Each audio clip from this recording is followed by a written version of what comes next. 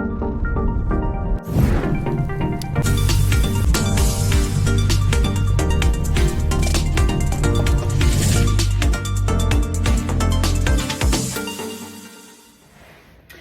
everybody, I am Shoshana Mizell. Welcome back to the Mama Shoshana channel.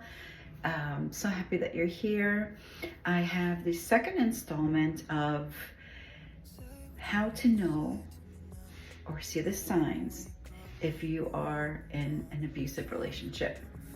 So last week we talked about what it was like for you or myself to grow up, how we saw our parents or our caretakers treat us, and the influence that that might have had on the kind of partners that we chose. So get comfortable, get some coffee or tea, sit down, and we will start on a second installment. Be right back. Okay, so welcome back. Here we go. So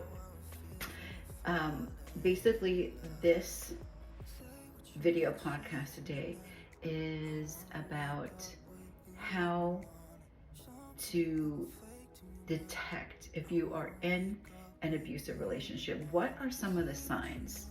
So sometimes in a relationship, it can start out with someone trying to control you, somebody trying to tell you, oh, you know what, those friends are not good for you. You should not talk to them anymore.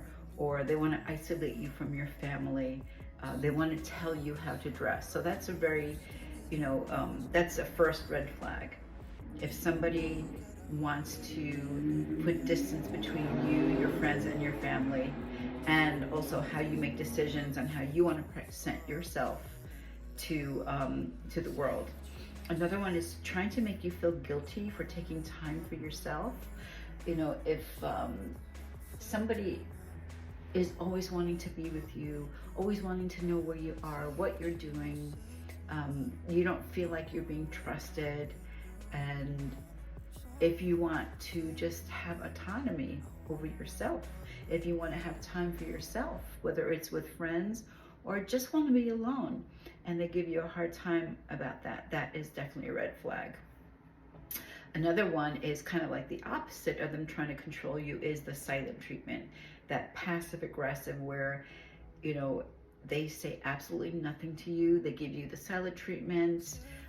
If you're not living with them and you're texting them or calling them, they are not acknowledging you whatsoever at all. That's a way of someone to punish you.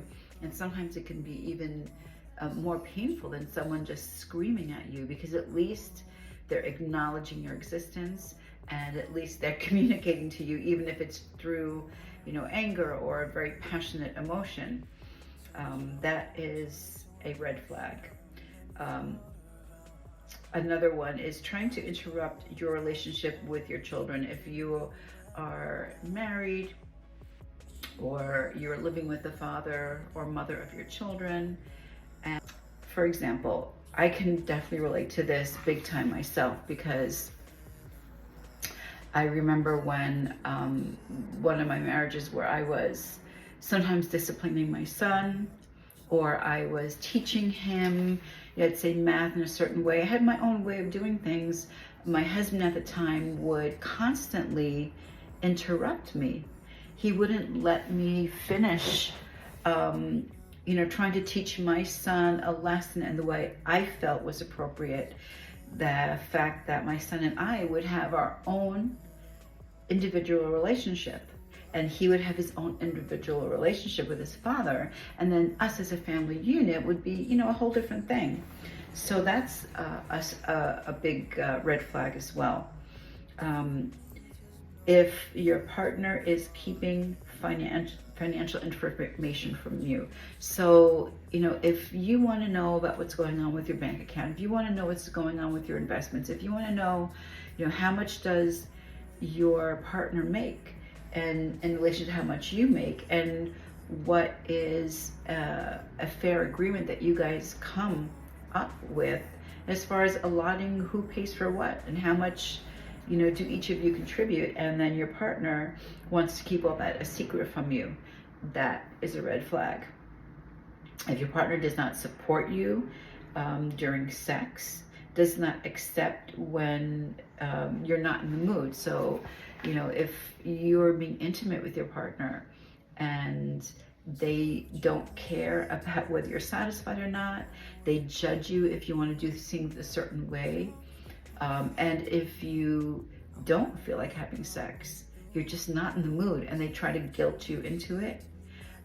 They try to make you feel less of a woman or less of a man, or however you identify. That's a red flag. And then becomes enraged and throws things, even if it doesn't hit you, but becomes very enraged. And sometimes they may hit you. They may throw something at you, push you. It hasn't gotten like completely violent yet, but those are signs. And then they become extremely remorseful, let's say the next day, and they beg you for forgiveness. They threaten to kill themselves if you leave them, or that they'll kill you. That is definitely a much more obvious sign of abuse, but sometimes for some people it's not. You just don't know what to compare it to, especially if you've grown up in that type of toxic insanity, and you saw that happening with the adults in your life that were, your caretakers. So that is definitely a red flag. So those are the things to really watch out for. The most important thing is, next week we're going to talk about, how to leave after you realize you're in a toxic or abusive relationship, and that can be extremely difficult for many, many reasons.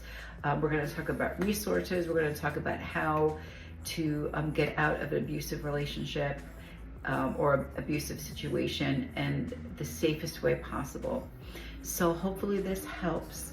Again, if you are in trouble, I will have a link below in the description of some resources and some phone numbers or websites you can contact where you can try to get help. The most important thing is to keep yourself safe and keep your children safe. So thank you again. Thank you for being here. If you like the content, please subscribe, like, share, and of course comment if you feel inspired to. So thank you so much. Mwah. Love you and be safe. Say what you want to say to me now.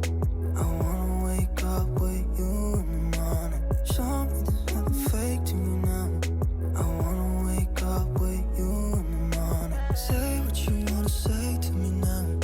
I want to wake up with you in the morning. Show me there's nothing fake to me now.